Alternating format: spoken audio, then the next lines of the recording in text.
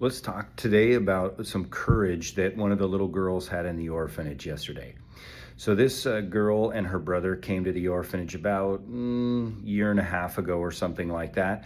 Matter of fact, it was so cute. I was looking at old pictures when she was hugging me, and she had this short little hair, and now it's halfway down her back. So she's been here for a long time, and she's gotten some haircuts. So this girl, it's so interesting that I found with a lot of age groups because they're so unsure of physical pain. But one of the things that's super healthy for children to do is what we call roughhousing, right? Wrestle around and play, because you get to learn what hurts, what your body can go through in order to get hurt. And these things allow you to take those courageous steps in life that we all must face. So this little girl, for a long time, as I'm doing vueltas, which you have the kids by their wrist and you spin them around, you just twirl around. And I even learned to have what's like the ballerina stare, where you pick one point, you twirl your head around and bring your eyesight back to that point as fast as possible. And that eliminates, or for most part, all the nauseous feelings. But don't get me twisted. I have been so nauseous so many times. I was on the brink and I'd say, oh, necesito un break. Like, I need a break. Hold on. Estoy mareado. I'm sick. Hold on. And I've gotten to the point where it kind of messes up my equilibrium. So I have to stop for long periods of time. So this particular girl, as I do vueltas with every kid in the area until I can't do anymore, because, I mean, even yesterday I did 50, I don't know. And then you get the 10-year-olds and 11-year-olds and the boys and their, heavy sacks of potatoes. You're spinning around there. So I have my little lidocaine patch on my back today.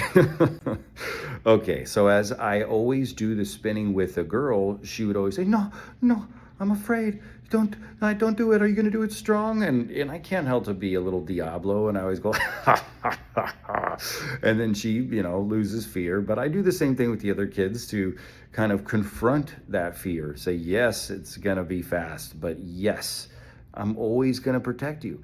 And I kept telling her this, that I've never dropped a child, and thousands of times I've never let a child go out of my grasps, and I always land them on their feet. It's something I do.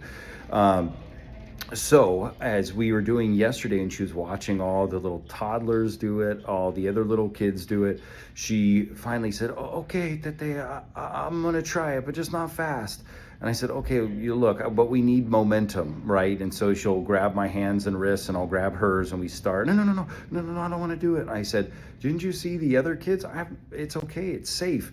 So we kind of did it once, as she was kind of dragging her feet, trying not to go, and I got a little momentum, and she ended up landing kind of like on, not hard, but she was just landed on her knees and kind of butt. And I said, okay, well, all right. And she said, well, I want to do it again. I said, okay, let's let a couple other kids go first, and let's build up the confidence.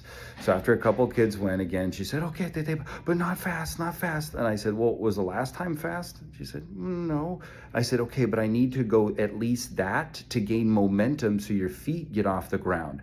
And she said, oh, okay, how long are you going to do it? I said, let's only go for 3 turns, okay? And after 3 turns, then I'm going to set you on your feet. I'm going to pick my arms up a little bit to be able so your feet can land on the ground, and great, you'll be good. She said, okay, but fast? I said, remember, I need to go fast, because that's where the momentum, where you can pick your feet up off the ground. And she's no spry chicken, okay? She's getting up there in weight, and I'm not saying she's overweight, but their kids are getting big. And on a side note, yes, I'll do the older teen boys as well, just for fun, and takes all my might, but we do it. Okay, so I said, let's do 3 rounds. One of them is just to get the momentum, but I'll count each time we're turning around, okay? So the third one, that's when we're gonna put the feet on the ground. And so sure enough, we did it. 1, 2, 3, and I picked her up and put it down, okay. And then she, that was great. And she gave me a big hug and was super excited. So what's the main point with that, of a mentor, of the Orphanage Mentor, is to not only believe, which I do, every one of these children can accomplish everything in their life, but it's to be there with them, to push the boundaries of what's possible for them. Sometimes that may be literally standing on a 15-foot cliff over water and jumping off with them, jumping off first. and then leading the way. Or in this case, how much did she grow? Even this much might have meant that much in the big scheme of things, of her courage and what's possible for her. So, share this video with somebody you think it's entertaining. Like, subscribe. Let's keep this momentum going because it's working. This will be 12 years coming up in a few months of how long I've been in the orphanage system south of the border. And I'm telling you right now, there are hundreds upon hundreds. We could encroach upon 1,000 children that we've been impacting continuously. And we're going to still continue to get up every day and do it. I love you so much. Thank you for being a part of the community. And remember, if you could be a donor, a monthly donor, one-time donor, that helps so much with the programs. I'm going back to the government facility next month, and in 2 or 3 months, that's when we're going to rent out all of the Astro jumps with the water slides. It is hot. And the last time we did it, they were in heaven. We had about 8 of them there for 280 children. It was amazing. So I love you all so much. Talk to you soon.